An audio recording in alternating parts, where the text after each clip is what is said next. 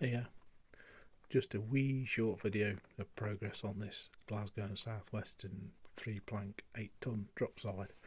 I've slightly redesigned the chassis to come out better, so I print the chassis into two sides and one brake unit on its own,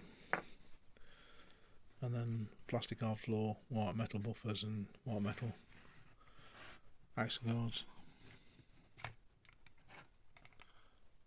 That's not coming out too bad. That's okay. I also designed a few little crates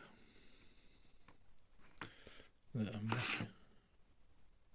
some of these have not come out very well, making into a load that'll go in that, or different configurations of it.